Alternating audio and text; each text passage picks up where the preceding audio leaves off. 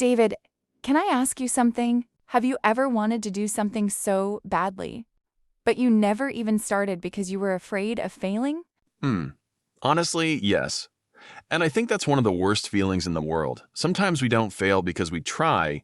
We fail because we never try at all. That's such a powerful thought. It's interesting, isn't it? Fear has a strange way of convincing us that staying where we are is somehow safer than taking a chance. Exactly. And the funny thing is, most of the scary situations we imagine never actually happen. So today, we're talking about something that quietly stops millions of people from chasing their dreams. The fear of failure. Hello, everyone, and welcome back to Everyday English 123. I'm David. And I'm Emma. Whether you're listening while walking, driving, cooking, or simply relaxing, thank you for spending a part of your day with us. Today's conversation is for anyone who's ever doubted themselves, delayed a dream, or wondered, what if I fail? If that sounds like you, then this episode is for you. David, do you remember a time when fear stopped you from doing something important? Oh, absolutely. Years ago, I wanted to give a presentation in English. I had prepared everything, but just before it started, I almost decided to leave. My mind kept telling me, you're going to make mistakes. Everyone will laugh at you. That's something many people can relate to. By the way, relate to means to understand someone's feelings because you've experienced something similar yourself. Exactly. And the strange part was, nobody laughed. In fact, people were supportive. The biggest obstacle wasn't the audience. It was my own imagination. I think fear often tells stories that aren't true. It makes small problems look much bigger than they really are. That's true. Looking back now, I wasn't afraid of failure itself. I was afraid of being judged. That's an important difference. Sometimes we say we're afraid to fail, but deep inside, we're afraid of what other people might think if we fail. And that's a heavy burden to carry. You know, when I was younger, I thought successful people never failed. I imagined they got everything right on the first try. I used to think the same. Then I started reading biographies, and I realized something surprising. Almost every successful person has failed, some of them many times. Exactly. The difference isn't that they never failed. The difference is that they didn't stop. That's a really important point. By the way, biography means a book or story about someone's life. If you enjoy reading about successful people, biographies can teach you a lot. I remember reading about a businessman who lost almost everything. At first, I thought, how could anyone recover from that? But instead of giving up, he treated it as a lesson and started again. I like the word recover. It means to become strong or successful again after a difficult situation.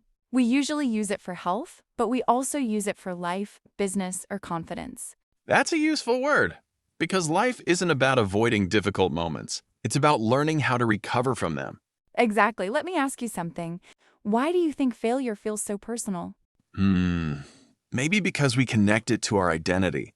If we fail once, we start saying, I'm a failure. And that's where the problem begins. Failing at something doesn't make you a failure. It simply means one attempt didn't go as planned. That's a huge difference. It really is. Imagine a child learning to ride a bicycle. They fall down again and again. But nobody says, well, I guess riding a bicycle just isn't for you. Exactly. Everyone expects the child to fall. In fact, falling is part of learning. So why don't we give ourselves the same kindness when we're adults? That's a beautiful question. Sometimes we're much kinder to other people than we are to ourselves. You're right. If my friend failed an interview, I'd encourage him. I'd say, you'll do better next time. But if it happened to you, I'd probably criticize myself for days. that's called being too hard on yourself. It means expecting perfection and judging yourself too harshly. I think many people listening can relate to that. Me too. And here's something I've learned over the years. Confidence doesn't come before action. Confidence comes because of action. That's interesting. Could you explain that a little more? Of course.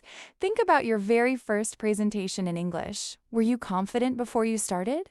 Not at all. My hands were shaking, my voice sounded nervous. I just wanted it to be over.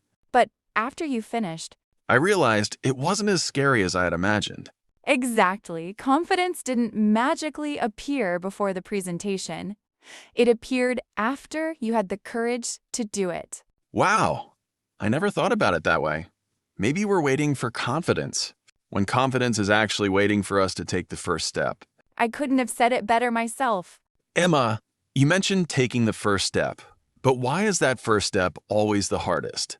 I think it's because the first step is full of uncertainty. We don't know what will happen, so our minds immediately start imagining the worst possible outcome. That's true, we rarely imagine success first. We usually imagine failure. Exactly. Our brains are actually trying to protect us. They think if you don't take the risk, you can't get hurt. That makes sense, but sometimes that protection keeps us stuck. That's a great word, stuck.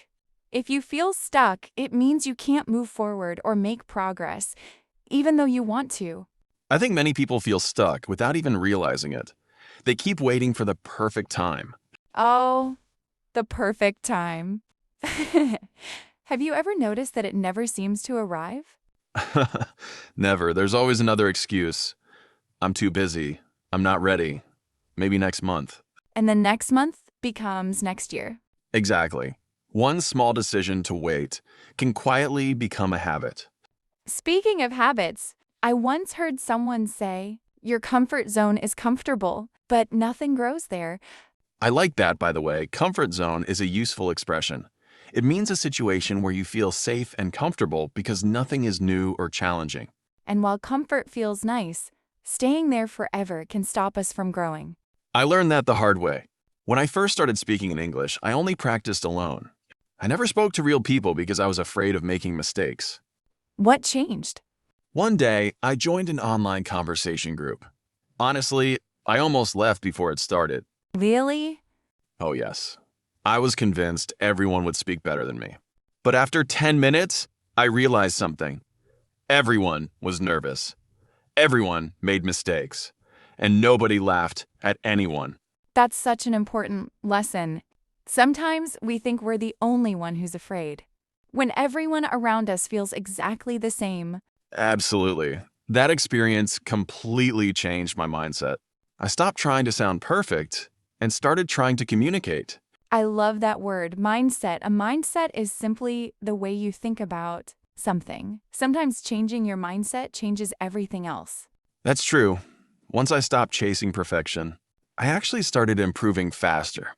Isn't that interesting? The less pressure you put on yourself, the more naturally you learn. Looking back now, I wish I had started earlier instead of waiting until I felt ready. Maybe that's today's biggest lesson. You'll probably never feel 100% ready.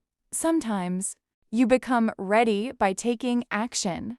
And maybe that's what courage really is. Not being fearless, but moving forward even when you're afraid. I couldn't agree more. You know, Emma, before we end today's conversation, there's something I've been thinking about. What is it? I wonder how many people are listening to us right now with a dream they've been carrying for months, or maybe even years. Maybe they want to improve their English. Maybe they want to start a business. Or maybe they simply want to become a more confident version of themselves. I hope those people remember one thing. A dream doesn't become impossible because it takes time. Sometimes it just needs one small step to begin. That's true. People often think success comes from one big, brave decision. But most of the time, it comes from hundreds of small decisions that nobody else sees. Waking up a little earlier, practicing for 10 more minutes, trying again after making a mistake. Those small choices don't seem exciting, but over time, they completely change your life. That reminds me of a quote I once heard. Small progress is still progress. I didn't really understand it back then, but now I think I do. Me too. When you're learning something new, it's easy to focus on everything you can't do. But sometimes it's worth asking yourself, what can I do today that I couldn't do 6 months ago? That's a beautiful question, because growth is often so gradual that we don't even notice it. Exactly. Imagine planting a tree. You don't wake up the next morning expecting it to be 10 feet tall. You water it, you take care of it, and little by little, it grows. Learning English is exactly the same.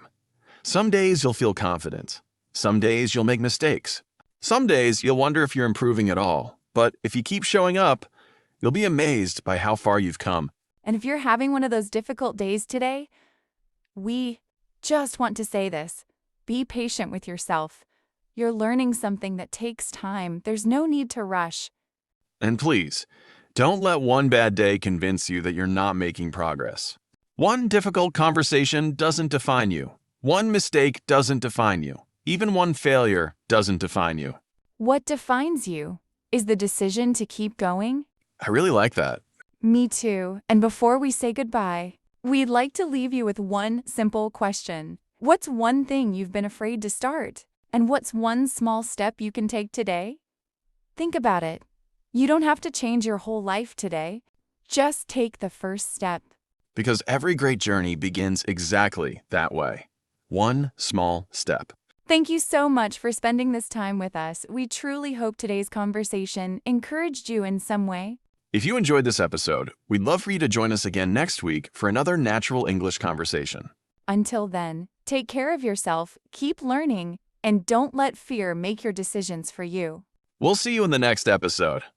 Goodbye, everyone.